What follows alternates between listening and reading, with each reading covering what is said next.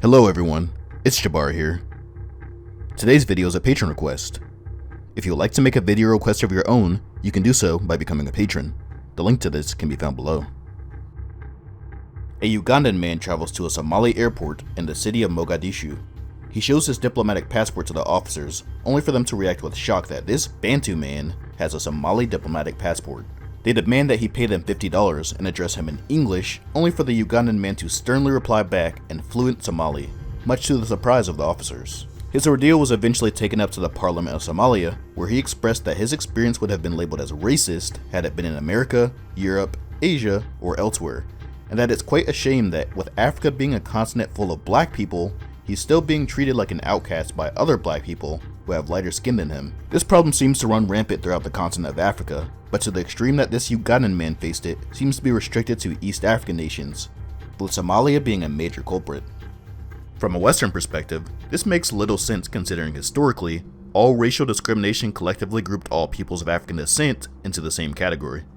So why does this color caste system exist all the way over in the Horn of Africa, and in countries inhabited almost exclusively by black people? Is this some deeply ingrained cultural system that has existed since ancient times, or is it simply a product of colonialist ideologies imported by Europeans?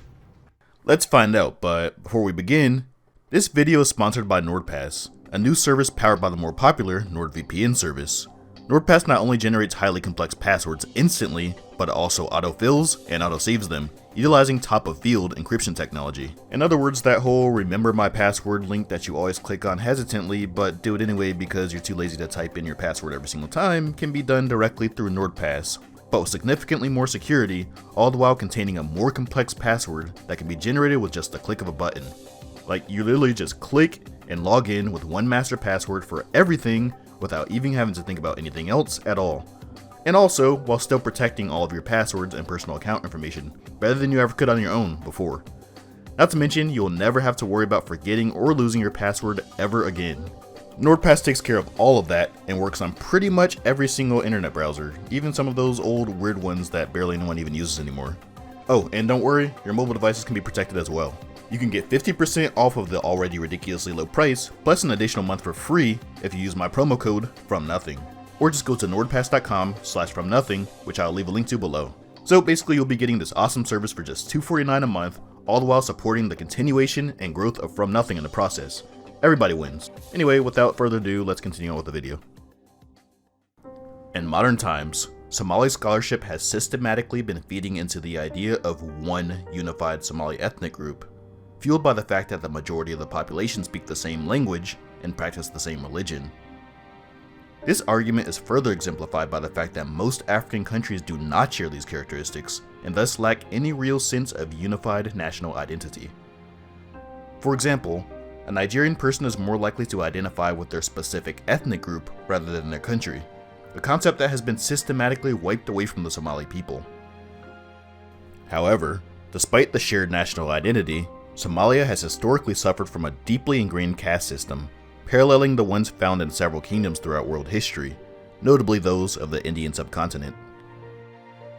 This caste system extended not just into the Bantu populations, but also the Somali people themselves, but we'll cover the latter later. For now, we'll just focus on the discrimination against Bantu peoples. So, firstly, Somali people have historically been participants in the Arabic slave trade, or more properly, the Islamic slave trade, as it was not just exclusive to Arabic merchants. This trade took place primarily in East Africa and the Arabian Peninsula. It was much older and existed for much longer than the transatlantic slave trade, and as a result, it was deeply ingrained in the societies of East Africans. In more recent times, it affected the overall views and perceptions that the inhabitants had on outsiders and of one another, even up to present day. Bantu pagans from the interior of the African continent were the primary source of slaves for the trade network, and consequentially, there are three distinct tiers within the modern Bantu Jariri community, all of which are at the bottom end of the Somali caste system. Runaway slaves, freed slaves, and the indigenous Bantu community that has never been enslaved. The formation of the first two can be traced back to the large sums of Bantu slaves being imported to Somalia from the Swahili coast during the 19th century. As mentioned earlier, this trade network had existed since ancient times, but was bolstered by Italian colonial authorities during this era who condoned a slave regime. This massive quantity of slaves fueled a boom in the economy of the region, and by 1910, 33% of all of Mogadishu's inhabitants were slaves. These figures remained even after the Italian government eventually banned the slave trade in 1903. Historical ties to slaves are not the only reasons for discrimination against the Bantu Jarir, however. As with the transatlantic slave trade, physical features, or African-like features, played a key role in the treatment of Bantu peoples within Somalia, as they have strong contrast to the sharper and more aquiline features of most Somali peoples. This coincided with the secular views on race during the colonial era, which almost certainly added a whole new layer to the discrimination that had already existed in the region, in which physical features were utilized as a static identifier of racial inferiority of Bantu peoples. Linking physical features to a perceived type of inferiority is arguably the strongest form of discrimination or caste in human history, as it is something that no language, religion, or family history can overcome, being that it is something that is quite literally part of a person's flesh and bones. In other words, if the physical appearance is the first and last thing that you need to know about someone to invalidate them, it is quite easy to keep them at the bottom of a social or economic hierarchy.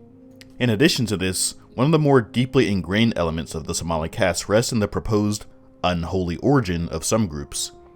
This classification has many different ancient origins shrouded in legend, with one of them stating that the ancient Somali founding ancestor separated people into noble and non-noble groups, where they and their descendants would remain permanently. According to several in-depth interviews carried out throughout various cities within Somalia in 2009 and 2013, this unholy origin category affects not just Bantu peoples, but other Somali people as well. However, unlike the Bantu who all fall within this category universally, non-Bantu peoples are only classified this way if they engage in occupations or social activities that are deemed despicable or undesirable by the Somali noble groups. Regardless of their noble origins or unholy origins, any and all Somali people often find themselves with an identity crisis when moving to other countries such as the United States. Since Somali people are of African descent, they are often classified as black in the United States, which goes completely against their caste system back at home. This is due to the fact that the United States has historically had a sharply racially defined social ladder, with white people denoting the top and black people denoting the bottom end. Despite the large amount of progress that has been made to remedy this issue since the middle of the 20th century, a large divide still persists in many areas throughout American society. People of African descent, regardless of being native or foreign-born, are still collectively placed into the black category, and thus are forced to the bottom of the social caste in the United States. Somali Americans often find themselves not only being grouped up into the same category of people whom they despise, but also often find themselves having to work much harder than they would otherwise to grow and progress in society. Somali people, along with other foreign people, often find themselves yearning to achieve some sort of honorary whiteness after working tirelessly to meet all of the unspoken qualifications. Perhaps in the future, the experiences that many Somali people face in the West can help pave the way to a path of equality among their own people. Also guys, I just want to give a quick disclaimer and say that not all Somali people have these views or prejudices against Bantu groups, and it would be nothing short of hypocrisy to treat them as such, so please keep things friendly. And I know this is a hot topic, but the purpose of the video was purely just educational, not propaganda. Anyway guys, I hope you enjoyed the video, and remember that if you have a video request of your own, you can show your support to the channel by becoming a patron. I hope you enjoyed the video, and always remember, we don't come from nothing.